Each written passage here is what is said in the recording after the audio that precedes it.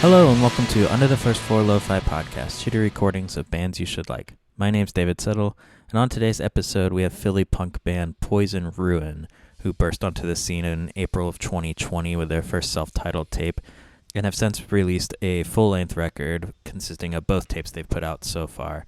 It was a real pleasure to have them on. They ripped through 4 songs. They're an amazing new band, one of those bands that started during the pandemic and just recently played their first show, I think after we recorded this episode.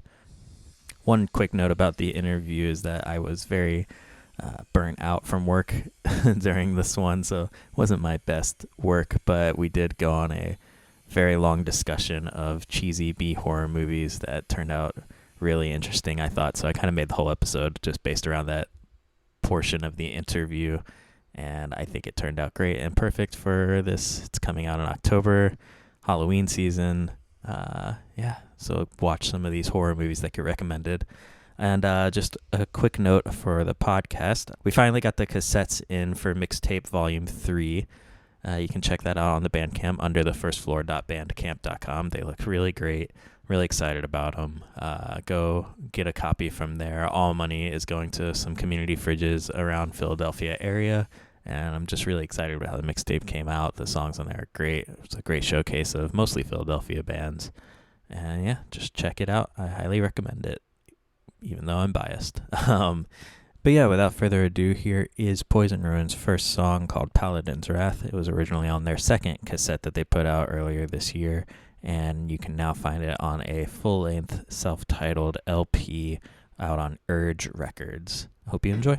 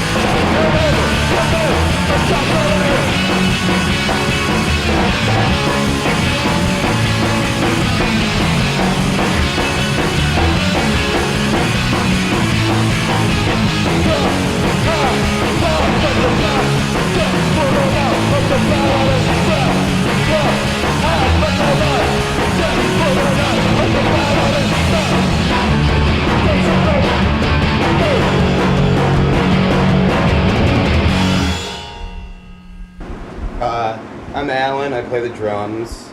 My name's Mac, I play guitar and I sing. I'm Now, I play guitar. You and I play bass. Cool. So the recorded versions of these are all Mac, right? Yep. But this was a full band. How was it like hearing your songs full band, loud, live?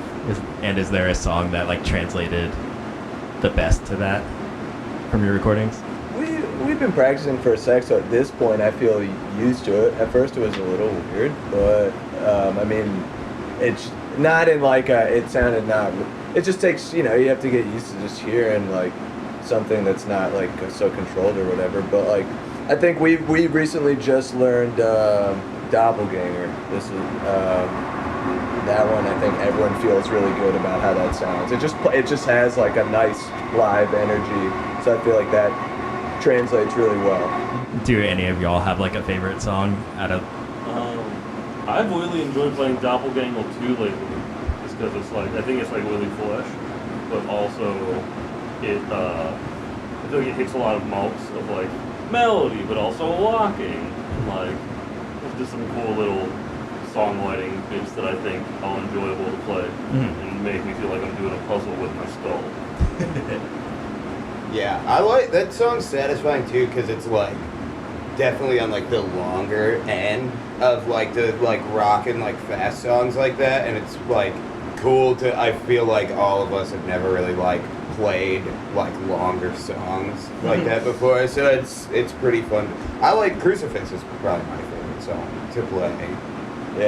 Yeah, that was probably the first one that like just like clicked together really well. That's we didn't play that one, but that's like one of the ones from the first tape, and I think that was the second song we learned, but maybe we had like 3 or 4 in or something before that one. We was like, oh yeah, this is sound like this is gonna, we're gonna get all these, there. Just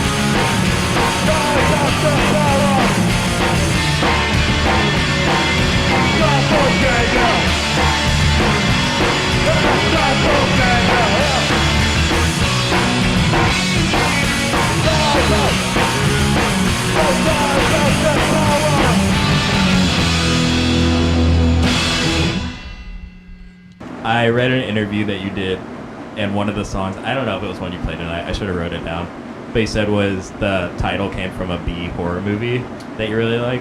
Yeah, Demon Wind. Demon Wind. Okay, so you Yeah. didn't play that one tonight. But either way, do you get a lot of influence from B horror movies, and what are your favorites, if so? And sorry that's directed at Mac, but Well, no, but anyone I think can like, answer. everyone's probably got things we can. I know me and Alan share an interest in, I don't know, movies in general. But I am a big horror fan. I wouldn't say that that's really much of an influence with this particular thing. And really, I don't know. That's actually one of the things that's kind of nice, because usually that's like something that I like, that I don't try to work into something else in my life. I just genuinely like it, and I don't understand how people fucking do it, and like it's cool and I like it. And that was just like, I just thought that was a cool name. And The cover of that tape is fucking awesome. Yeah. The Demon Wind cover? Yeah, Yeah, it's so sick. Yeah, it's like one of those. It's like a thing that they would do with like VHS covers, where they would like, the movie's like pretty bad, but it's good. It's good. I mean, I genuinely love it, but it's it's like very cheap and like or low budget, and stuff. But there's like this. It's like almost like a painting, I guess, of like this kind of like intricate demon. It's just not even. It doesn't even resemble something that's in the movie. Like, it's just like they just made a cool cover, which is kind of, I like that. Yeah.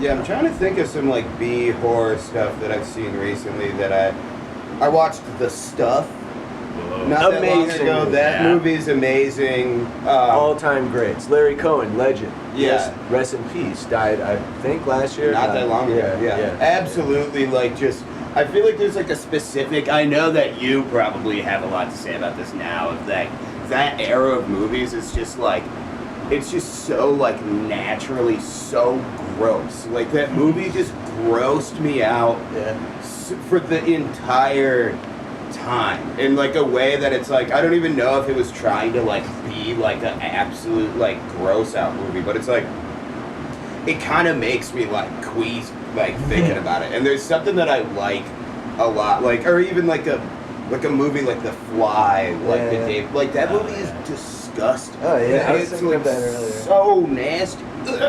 When we were eating, We would swallow another one. No, I'm thinking about all the gross shit in that movie. we were eating donuts earlier, and I was thinking of the fly, because there's like a part he like when he starts becoming the fly man, and then he like starts eating, first of all eating tons of sugar because it's like that's like what he's attracted to, but he starts throwing up on it so it dissolves before he eats. It's disgusting. It's awesome. Is this stuff a 90s movie? 80s. It's like it's like 1980 something. It's like about like it's kind of like it was like a double parody, like where it's like I mean it's like smart and it's like a legit movie, but it's like they find an it's like they find a weird substance in the Antarctic, like which is like the Thing nod, but it basically the Thing meets the Blob kind of. Yeah, it's like it people start eating it. It gets packaged as a product. The whole movie's like a capitalism, critique of capitalism. It's like everyone becomes obsessed with eating this like health food yogurt shit that's called The Stuff, and there's like all these ads for it, but it's like actually an alien life force that by ingesting it, it's like taking everyone over, and then it's like this kid that like doesn't want to eat the stuff, and he thinks everyone's like out to get him, and they are, but when he tries to tell people, they think it's crazy. Yeah, his family's like obsessed. He's like being like excommunicated from the family because he like won't eat the stuff. Yeah, they're trying to force him to eat this fucking like yogurt. It's gross. Yeah. That's so many different tropes of 80s movies, like all in one. That's great. Yeah. Damn. And there's a guy named Chocolate Chip Charlie in the movie. Yeah, it's awesome.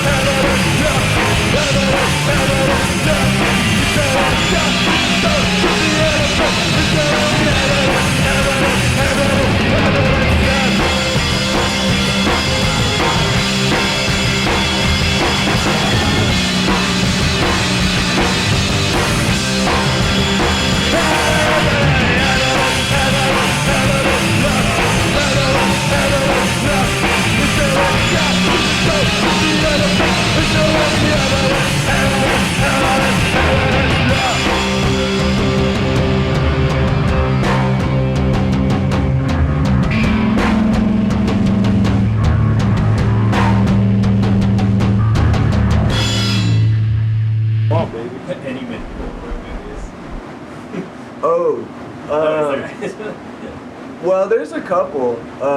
There's like a one from like 2016 or something called Black Death. And there's like The Witch.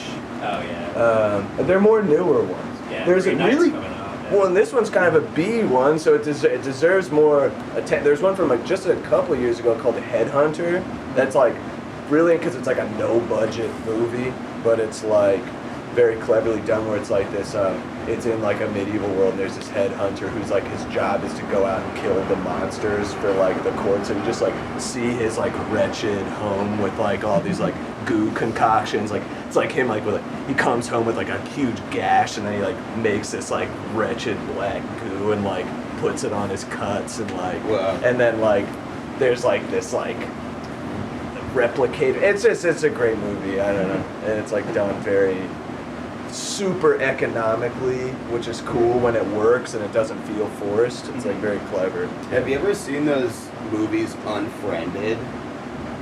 No. Those are cool. Yeah. That's like a good exploration into like the lowest like budget. Like I watched them. Oh, those all on like webcams. It's like, all yeah. takes place in like a video chat, which it's funny because they were pre-quarantine, but I like kind of got the urge to like watch them, and it's actually like they do it like really well. It's kind of like there's a part where like this guy's like screen goes black, and when it comes back up, he's like just has his hand in like a blender, like there's some kind of like virus that like infects like the people and just like makes them like fuck themselves. Self-destruct. Yeah, they're just like grabbing knives and like trying to like not stab themselves with it and stuff. But it's like really well. I'm just like the budget of that movie was like must have been so insanely low. Like, but it was a cool like exploration into that.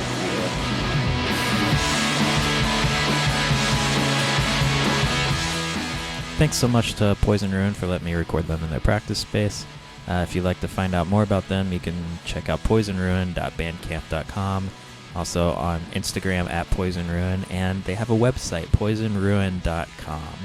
Go check that out and go buy one of their records. It's really incredible. If you'd like to find out more info about the podcast, you can check out at Under the First Floor on Instagram or on Twitter at UTFF Podcast. And you can email me at underthefirstfloor@gmail.com. For the last couple of songs, I'm going to leave you with a couple of new hardcore tracks that have come across my ears in the last couple of months. The first one being from the band Thing, a song called My Double. It's off a self-titled cassette out on Invisible Audio, which is an incredible label out of Florida. This band is a newer band from New York. That's all I know about them. They put out a tape called Thing. They're called Thing. I think that's great. Check that out on Invisible Audio's Bandcamp if you'd like to see a copy of that. And for the last song will be from Tallahassee hardcore band Ideation, a song called Penal Colony. It's off their cassette Blunt Instrument out on Dynastic Yellow Star label. They're a new band with members of Protocol, Armor, Blazer, a ton of other amazing bands from Tallahassee. They're always putting out quality stuff, so I highly recommend you check that out. Just check out the Dynastic Yellow Star label because it's always going to be quality out of them. Hope you have a good week. Hope you stay safe, and we'll see you next time. Bye.